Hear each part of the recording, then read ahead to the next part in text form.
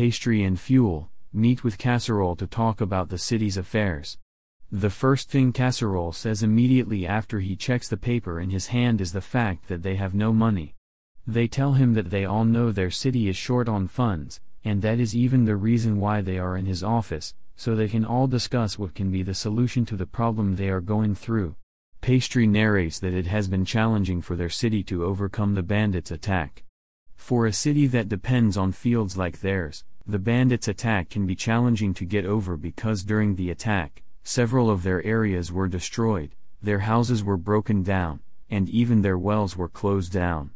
To start again after going through that turns out to be very difficult. It is not helpful for them at all. At that moment, all they are doing is rebuilding the destroyed properties. They try to remove the rocks that have been kept inside the wells and also try to manage the remaining food that is at their disposal so everyone can get something to eat. There is a need for them to discuss where they can get their subsequent funding, which seems to be impossible for them. Casserole asks them what they think they can do, but they also say they don't have anything they can do. He asks if they can borrow money from another thief, but Fuel tells him that there is no way they can get anything from the other thief, and in fact, there is no thief that had recovered from the attack, and the other fields are even trying to lend money from them. All the towns around them are affected by what happened, and they need to get funding if they don't want their city to go down the drains. Casserole suggests they could also lend money from the Council of Chiefs, but Fuel refuses. He reminds him that lending money from the Council of Chiefs will be putting them much damage because the interest the Council of Chiefs will take from them will be more than they can pay back. They keep bringing up more suggestions until Pastry adds that if possible, they can also get Casserole's parents to lend them money.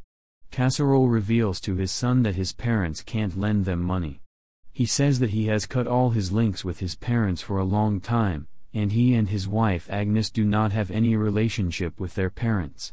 He tells Pastry that his parents aren't even interested in meeting their grandkids, let alone lending them money. While explaining what had happened, he tells Pastry that when he and Agnes decided to get married, their thief was barren, and everyone thought nothing good would come out of it. As a result, everyone frowned against the relationship, and they insisted that they can't get married. However, the kids were in love, so they decided to elope, contrary to what their parents wanted. Fuel adds that it is a classical love story, one that everyone would like to hear, and one that he would like to experience. Pastry figures that considering that the period they are in is one that parents prefer to matchmake their kids, there is no way his grandparents will be happy with what their kids have done, which leaves him with another worry about where they will get funding. Later that day, he meets Lumi and Mark. Mark asks him what he and the adults have been saying in the meetings and says that Pastry should stop hiding information about the city from them because they are also one of the decision makers. Lumi laughs at Mark because he makes a mistake in his pronunciation, and after they make jests, Pastry asks Lumi if she is now feeling better and is allowed to come out already. She tells Pastry that her father and grandfather had allowed her to go outside. She says that she is better already, and she even tries to move her hand to prove that she is better, but she feels pain, so she tells them that her injury is still painful although manageable. Pastry tells them that the issue they are dealing with at the Lord's house is where they will get funds to continue running the village. He says that they need to start farming back, and they need money. Lumi suggests that they could increase their field. While it seems like a good idea, Pastry is of the opinion that it would be impossible because it would take time, manpower, and most importantly, money, which is precisely what they don't have. He also says they are looking for ways to make money, and not to make desserts. Lumi brings another suggestion. She says that they could use the magic Pastry does to make money. She asks him to show them one of his magic skills, and he wonders if she hasn't seen him do magic before. He decides to do just as she asked and tells them to draw anything they want to see on the floor. Mark proceeds to draw something very unfamiliar. They ask him what he is trying to achieve, and he says he has drawn a dragon and he has also drawn that he killed the dragon himself. Looking at the picture, Pastry thinks he could have assumed Mark drew a worm with legs. On the other hand, Lumi tells them she has drawn a banka. She draws another picture, and when they ask her, she says it is a banka pie. Mark laughs at her, asking her if that is what a banka pie looks like, and again they get into an argument. She says that what he has drawn is even worse than what she has drawn. Pastry settles their arguments again and he invokes his magic. He puts the drawing they have both drawn on the floor to the back of their hands and he tells them to check it. They are so shocked. Lumi tries to clean it, but it doesn't clean, showing that it is semi-permanent. She asks him if the drawing can clean, and he tells her it will peel off in 3 days.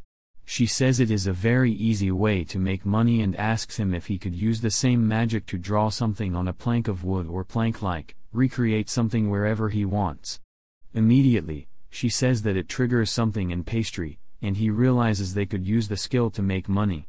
He holds her and tells her she is very smart, but she withdraws, asking him what he is doing. Before they could ask what was wrong with him, he runs away.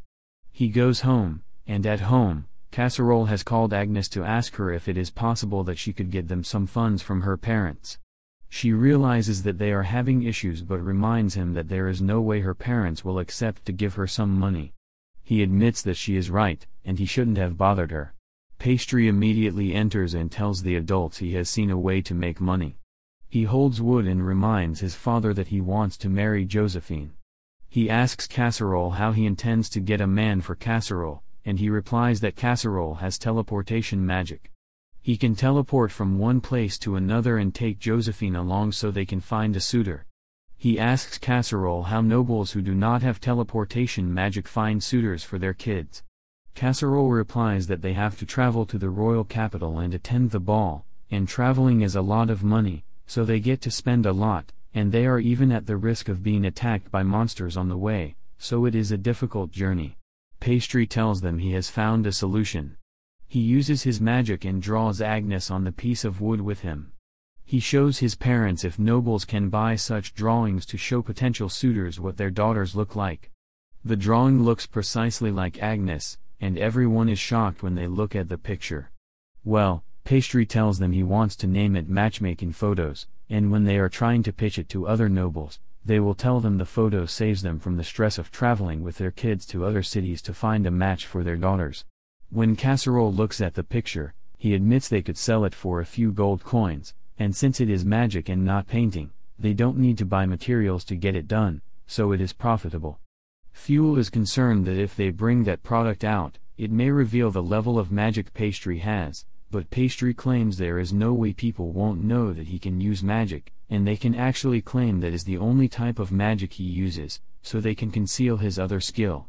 They decide to do so, but their first plan is to meet with the Count of Retest to discuss their compensation and damages for fighting the bandits, which the Kingdom of Retest has lost. Indeed, they travel to the Kingdom of Retest, a very big kingdom with the city of Wrightsville as its headquarters. When they arrive at the castle of the Count, they introduce themselves, and the knights say they have been expecting them. The Count is worried that Casserole must have been coming to eat her raw, but she reassures herself that there is nothing a poor noble can do to her. They meet with the Count who welcomes them. Casserole had told Pastry beforehand that the Count is Brioche Saurid Mil Rites. She is the oldest daughter of the old Count and the heir to the throne is young, so she is holding in on his behalf. Brioche welcomes them, and she asks if they will drink tea with her. She takes them to the table where she gives them a cup of tea with several cookies. When Casserole drinks the tea, he really appreciates it because it is a well-known tea, but when Pastry drinks it and eats the cookies, he doesn't give that excited expression that she expects from him. She tells Casserole that she has heard a lot about how he had resurrected his dead thief, but Casserole says it is all because of his son's help. Brioche assumes he is trying to be humble. She speaks to Pastry, who says that the growth of their thief is attributed to his father, but all of their hard work had been destroyed because of the bandits, and they heard that the bandits had escaped from her tests. He claims that he has brought some of the bandits so Brioche can interrogate them, and if Brioche denies that they aren't from her city, he can just take them to the royal capital and show the king. Rios is shocked that she fell into the hands of a kid. She denies knowing about the bandits and claims the ones that attacked them were killed in the city, so there is no proof that the bandits came from her kingdom. Casserole reveals a sword that belongs to her family, which was found with the bandits. She realizes she is grounded and asks them for what they want. Pastry negotiates to get 150 gold coins, and she reluctantly gives it to them. After sealing the deal, she admits to Pastry that she underestimated his intelligence, and she fell into his prey. She admits defeat but asks him why he looked unsatisfied when he drank their tea. He tells her it is because the cookies accompanying the tea were equally sweet. He claims it is better if they make moderate cookies to it. He keeps talking, but his father shuts him up. As they are about to leave, he apologizes for not being a gift for her and draws her on a cloth as a gift. She loves the picture, and she accepts it excitedly. Duke Cattlesec, the leader of the Royal Capital Central Army, welcomes Lord Mordell with a bright smile on his face to the banquet. They congratulate him for his grandson's successful coming of age, but he tells them that he still thinks of him as a kid despite how well he is growing. Lord Mordham thanks him for specially inviting them to the banquet, which makes the old Duke laugh because he knows he's just being flattered by Lord Morden, who is considered a hero in the kingdom. He then introduces his invites to his grandson called Squall and doesn't fail to boast that he graduated as the number 1 in his class while he was in the officers' boarding school. Squall tries not to show how nervous he is when he salutes Lord Morden, but his shaky voice fails him terribly while also saluting him in response. Lord Morden tells him that he should be the one nervous as he is low in rank compared to him and his father the Duke. This only makes him freak out the more, so his grandfather quickly cuts in stating that Squall used to idolize him while he was growing up and that is the reason he is acting all weird. After a while, he finally decides to look and pass his direction, who then introduces himself by kneeling formally while placing one of his hands on his chest as he tells them his name. The men are shocked at how formal he speaks despite his young age, but he doesn't stop with a greeting and continues by first congratulating Squall on his coming of age before thanking them for giving him an audience. Squall tries to respond to him formally but ends up biting his tongue in the process, which makes Pass burst into laughter while also congratulating Squall on his coming of age. Pass then reveals he was blessed with magic when he came of age, and this revelation draws everyone's attention because it is rare for a family such as theirs to be blessed with magic in successive generations. The Duke thinks it's because the gods must love their family. However, Pass tells him he believes it was merely a coincidence that he was granted the use of magic. The Duke then asks him to demonstrate his magic for all to see, so Pass starts by first requesting for a servant to hold out a white cloth. He then gathers mana from the surroundings, which he uses to cast a spell that creates a picture of a girl on the white cloth.